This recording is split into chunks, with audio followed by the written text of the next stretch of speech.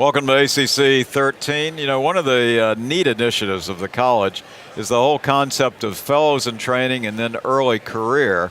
And I'm pleased to be joined by two people that represent both of those.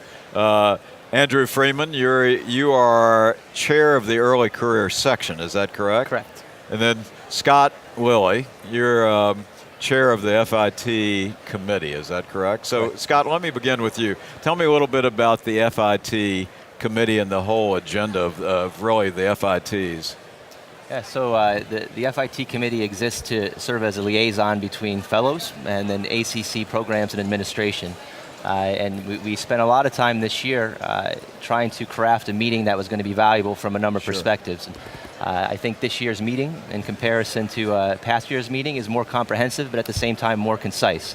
We were able to create pockets in the FIT lounge and other spaces to address very specific interests of fellows, and we were also able to maintain the core programming that fellows need to see year after year. And which sounds great. The concept of fellows in training being actively involved in the college. Tell me a little bit about that. Yeah, so it's, as a fellow, you want three things. You want to be educated, you want to find a job, and you want to have a mentor. All of those things are readily available within the ACC, and the more involved you get, the more you learn about those and the more you're able to utilize those tools. So it's not just a supplement to your training and your education, it can become your training and education. That's super. I'll come back to that in just a second. Andrew, I had a chance to visit with you earlier, and I think the whole concept of the early career, tell me a little bit about that initiative because it sounds fabulous. Sure, so it's a new initiative of the college, and as you may or may not know, there's 7,000 members in their early career, which we defined as those that are 7 years and before right out of training. And the big difference is, just like we all remember when we're fellows, we want as little work as possible, and when you leave, you want to take on as much as you can possibly handle and get right up to speed. Right. And so a lot of the issues that we face were not as well addressed until recently by the college, and so we created a section, we have a council, and we've created lots of work groups to address many of the issues, which I'm happy to discuss. Yeah, let's go into that just for a second, because I want to know what are some of the, I think I know, but I'd like to hear from you, what are some of the challenges and the opportunities that people see in their early career? Right, so the early career is a very interesting time. It's a transition from someone constantly looking over your shoulder and then it goes away. And so a lot of us are looking for mentorship, and sometimes even mentorship outside of our institution, particularly if you're the guy for whatever particular issue. Right. On top of that, many of us are also struggling with finding funding. For those of us in academics, and even those in private practice who want to do industry-sponsored research, many of us are having trouble getting that.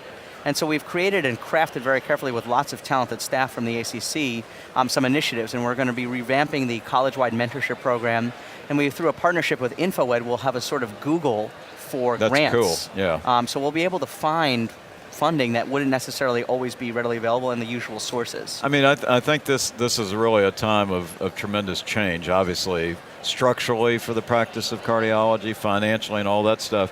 Andrew, Scott, you mentioned some of the opportunities, but tell me more of the opportunities for the FITs here at the meeting. So there were small group mentoring sessions this year. So if you were interested in heart failure and didn't feel like there was a venue for you to find someone in their early career to discuss things with, that exists this year. We have a session called the Meet and Greet, where you have the luminaries of cardiology, the guys with their names on the front of the textbook, sitting at a round table and waiting for you to come up and introduce yourself. Really? And you can talk to them frankly. They have autographs? They give out autographs? I'm sure they would. I'm kidding, but that's a great idea. You get that opportunity really no other place. So that's really good. And then, Andrew, obviously the early career is also undergoing a lot of change now. What do you see as some of the biggest priorities as you look forward at the section moving forward? The biggest priorities for us is to engage our members, and so we've done a couple of very interesting things. Firstly, Scott and I together have worked on, and you may have seen, there's a new glossy CardioSource World News just for early career and FIT, which we've worked on jointly. That's part of that, or is there now a whole new one? It's a separate one that comes I'm sorry, I have not seen that. So that's one. Okay. And then two, we've gotten a lot of original content together to help guide our early career members, and we actually have a newsletter we've published, and it covers everything from what do you do with $1,000 to invest, to dealing with your first death as an attending, to everything in between. Cool. And then we have a really neat initiative where we've created a Facebook page, but not a normal Facebook page. It's actually a closed forum where you have to get access, given access to get in.